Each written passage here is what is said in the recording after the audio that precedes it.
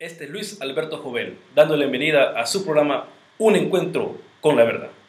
En este episodio lo quise hacer un episodio audiovisual porque quería decir unas cosas acerca de qué es la apología. Y lo que yo quiero decir en este día, querido vidente, en esta ocasión, y oyente, es por qué necesitamos apologética. Hemos estado junto con José Villalobos hablando acerca de la apologética, cómo defender nuestra fe. Y ahora quisiera irme un poco más al principio de lo que todo esto, porque algunas personas me han preguntado, pero ustedes hablan de apologética, ¿y qué es eso? Bueno, lo que hemos estado haciendo, lo que hemos estado defendiendo, nuestra fe. Pero, ¿alguna vez alguno de ustedes ha sido confrontado con cuestionamientos acerca de la fe? ¿Cómo han respondido? ¿Se sienten equipados para responder las preguntas que se les hacen? Muchos cristianos se enfrentan con la realidad que no saben cómo defender su fe. Y a veces solo saben ciertos versículos claves, pero no los pueden poner en su correcto contexto. Y esto me estoy recordando yo a mi mamá, hace unos días me estaba preguntando de cómo ella podía defender la Trinidad con una testigo de Jehová. Y me dijo, dame versículos, yo lo quiero versículos. Y le digo, mamá, yo le doy un versículo, el testigo de Jehová le sale con otro versículo, y van a estar así. Hay que saber presentar todo esto en un contexto bíblico, no solamente tirar versículos y tratar de ganar argumento. Pero en fin, eso es lo que la apología lo que es prepararnos a nosotros los cristianos para responder aquellas cosas que nos ponen. ¿Y por qué hacemos apología? Todo cristiano es llamado a dar una defensa de su fe. Por eso es que hacemos apología. En la Biblia, en 1 Pedro 3:15, encontramos lo siguiente. Más bien, honren en su corazón a Cristo como Señor.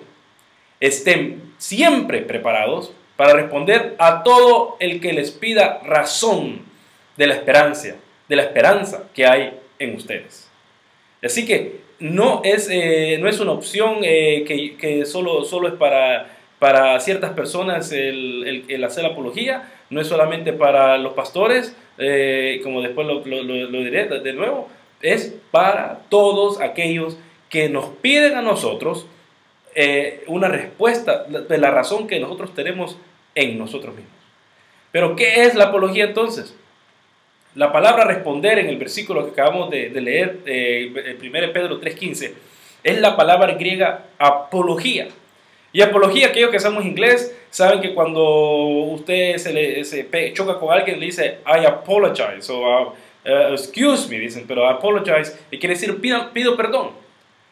Pero apología en los tiempos bíblicos, en los tiempos de Jesús, en los tiempos de Grecia, cuando Grecia era un imperio, no era pedir disculpas, sino hacer una defensa de algo o alguien. Aun cuando uno dice apology o disculpe, siempre está también defendiéndose por alguna otra razón. Pero me gusta la siguiente definición que encierra lo que la apología es y cómo se debe practicar. Esta definición es: apología es la defensa verbal de la fe, quitando todo mal estereotipo, o es representar la doctrina en un lenguaje que es más accesible al no creyente. Es una defensa verbal de la fe. Es una defensa que estamos defendiendo de que nuestra fe es una fe verdadera. Y quitando todo estereotipo, todo mal concepto que exista con respecto a la fe cristiana. Y también la segunda parte de la definición me gusta, que dice que es representar la doctrina en un lenguaje que es más accesible al no creyente. Muchas veces, si usted recuerda, querido amigo o amiga, cuando vino a la iglesia usted la primera vez no entendía lo que se hablaba en la iglesia. Es un lenguaje totalmente diferente. En mi caso, yo crecí en la iglesia y yo no tuve ningún problema. Pero cuando mi esposa se hizo cristiana, ya en sus años ya de joven, y en la iglesia me decía, ¿y por qué hablas? Por ejemplo, yo decía, se volvieron a Egipto. Y me dice, ¿por qué decís eso? O decía también, ¿le gustan las cebollas de Egipto? ¿Qué? Porque yo estaba apelando a la historia del Antiguo Testamento, del Éxodo, cuando los israelitas salieron de Egipto. Así que la apología lo que trata es hacer más accesible el hablar cristiano, y hacerlo accesible y quitarle todo mal concepto que pudo haber agarrado durante el tiempo que ha pasado. Pero veamos que la apología es diferente a la polémica. Esta última, la polémica, se puede definir como aquellos temas que se discuten entre creyentes, como lo sería la Santa Cena, que muchos dicen que está la presencia de Cristo ahí, otros dicen que es un memorial, o la forma y sujeto del bautismo. Unos creen que solo se les tiene que poner agua sobre la cabeza, otros dicen que tienen que ser totalmente puestos en el agua, y otros dicen que salva, y otros dicen que no salva. Bueno, mientras que la apologética es diferente a la polémica, porque la apologética se apunta hacia los de afuera, hacia la gente que no comprende el cristianismo, mientras que la polémica se apunta hacia los de adentro. Y muchas veces confundimos eso, creemos que estamos peleando con nuestros propios hermanos y lo hacemos bien apologético. No, es más bien polémico. Pero este día le quisiera yo dar 4 formas o acercamientos de hacer apología. Hay, como en todo, en toda cosa, en todo sentido, siempre hay algo diferente, que mucha gente opina diferente de cómo hacer algo. Hay 4 formas, hay muchas más formas de hacer apología cristiana, pero le quisiera dar las 4 formas principales, las que más se hacen en medio de los cristianos. Y estas formas son usadas por diferentes apologetas y también por diferentes tradiciones eclesiásticas o filósofos cristianos también. El primero que le quisiera dar es el acercamiento clásico. La visión cristiana de Dios. Esto es lo que es. El acercamiento clásico es la visión cristiana de Dios. ¿Y cuál es la versión cristiana de Dios? Esto requiere traer a Dios de nuevo a la cosmovisión tanto secular como cristiana. En muchos ámbitos, tanto cristianos como seculares, Dios se ha quitado de por medio y en toda plática y conversación. Por ejemplo, mucha gente aquí en Australia, australianos y aún emigrantes, no saben por qué celebramos la Semana Santa, por ejemplo, o por qué celebramos Navidad.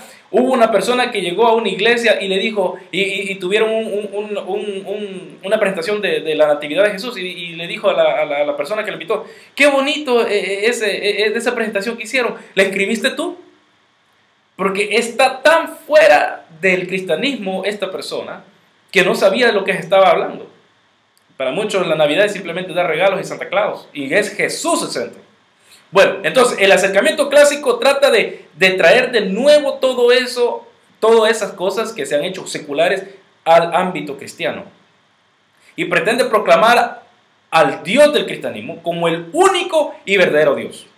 Un ejemplo de esto es en Pablo, en Atenas, en el Areópago, en Hechos 17, donde proclama que el Dios de Israel es el único Dios, contrario a los dioses griegos. Así que el acercamiento clásico trata de traer a Dios, como lo vemos en la palabra, de nuevo a nuestras vidas, de nuevo a la conversación. El otro es el acercamiento evidencial o probatorio. Y digo evidencial probatorio porque se necesitan evidencias y pruebas. Este método concierne en la recopilación de evidencias para probar que las declaraciones del cristianismo son ciertas, lógicas y verificables. Cierto es bien importante, porque entonces nosotros, los cristianos, muchos cristianos piensan, más que todos los inconversos piensan que los cristianos deseamos que las cosas que nosotros decimos que son verdad, deseamos que sean ciertas. Y no son ciertas, son lógicas también. Hay una lógica detrás del nacimiento virginal de Cristo. Si la gente no se ha leído el Antiguo Testamento, no entiende por qué Cristo tuvo que nacer como nació, y no entiende por qué Cristo murió. Muchos dicen ahora que Cristo, que si el Padre mandó a morir a Cristo a la tierra, eso es una forma de abuso de niño, abuso de un niño, de un hijo. Pero no entienden lo que está en el Antiguo Testamento, los requerimientos de los pactos y de los sacrificios. Y las creencias del cristianismo son verificables. ¿Cómo verificamos? Porque hemos visto que las profecías se han cumplido y hemos visto que Jesús dijo que iba a resucitar, y eso pasó. Y volviendo al punto de Cristo resucitó, un ejemplo del acercamiento evidencial probatorio es que lo que hemos hecho José y yo, hicimos una presentación acerca de la resurrección de Cristo para Semana Santa. Y esto lo encontramos en 1 Corintios capítulo 15, versículo 1 al 6, donde Pablo argumenta por la resurrección de Jesús dependiendo de testigos oculares. Este acercamiento requiere que la historia y la evidencia sean correctas. Así que no son invenciones del hijo Velo o invenciones de personas que vieron hace mucho tiempo, no, son cosas reales. Ese es el acercamiento evidencial o probatorio, que tiene que tener evidencias y pruebas. el presuposicionalismo. Y este parece un trabalengua, pero es una posición reformada para defender la fe, una forma apologética, un acercamiento. Este acercamiento a la apología aboga que todo significado y pensamiento presupone que existe un Dios. El ejemplo único de esto lo encontramos en Romanos 1, 18 al 21. Usted lo puede leer. Esto es bien importante porque entonces toda persona ha venido aquí a la tierra con un pensar de que existe un Dios, con una necesidad espiritual de que tiene que buscar a Dios. Y por eso es que en Romanos 18, 21 dice que todos han buscado a Dios, pero han preferido a la creación que al Creador. Y yo me recuerdo aquel versículo en Juan 1, en el Evangelio de Juan 1, dice que la luz vino al mundo y es la que ilumina a todo ser humano que viene aquí a este mundo. Y lo que decía Millar Erickson, un teólogo bautista, que dice de que nosotros somos infinitamente religiosos. El ser humano, si usted ve en Perú, si usted ve en Asia, si usted ve en África, si usted ve aquí en Australia, todo ser humano ha buscado algo más allá de sí. Así que esto es algo que todos necesitan, que el ser humano necesita saber, sentirse de que él tiene algo que ver con algo más allá de él, que usualmente le llamamos Dios. Ese es el presuposicionalismo. Y por último viene la apologética reformada. Este acercamiento propone que la fe no necesita evidencias, pues los seres humanos nacen con un sentido de lo divino. Es bien relacionado al presuposicionalismo y también apelan a Romanos 1. Así que la apologética reformada llega a decir que todos tenemos aquí adentro algo que necesitamos de Dios. Bueno, entonces son 4 formas de seguir la apología que usualmente se usan. Es el acercamiento clásico, el acercamiento evidencial o probatorio, el presuposicionalismo y, por último, la apologética reformada. Pero usted se podría estar preguntando, ¿por qué defender la fe? Yo tuve un pastor que él me decía de que no se necesitaba defender la fe, dado de que un león no necesitaba que se le defendiera. Pero, ¿por qué necesitamos defender la fe? Porque gente mal o bien intencionada, usualmente mal creo yo, ponen piedra de tropiezo a otros que quieren saber más del cristianismo. Podemos ver como las películas como El Código de Da Vinci, y ateos como Sam Harris o Richard Dawkins, o ateos que usted conoce, o películas que usted sabe, pretenden introducir duda a lo que el cristianismo siempre ha proclamado: que Jesús vivió, murió y resucitó de entre los muertos. Y no solamente atacan a Jesús, sino que también atacan el concepto de que Dios existe. Pero, ¿por qué es que nosotros defendemos entonces? Porque los cristianos somos personas pensantes. Si usted se acuerda, en caricaturas, documentales y en otros medios seculares, siempre se proyecta a los cristianos como personas que no tienen uso de la razón. Si usted se recuerda de Los Simpsons, siempre se presenta a Ned Flanders como una persona que no tiene raciocinio. Si usted se fija en cualquier otro programa que usted haya visto, siempre se representa a los cristianos como personas ignorantes. Pero esto no es verdad. Esto no es así. Los cristianos no aceptamos simplemente lo que nos dice el pastor. No niego que muchos lo hacen, pero los cristianos que leemos la palabra de Dios no lo hacemos eso.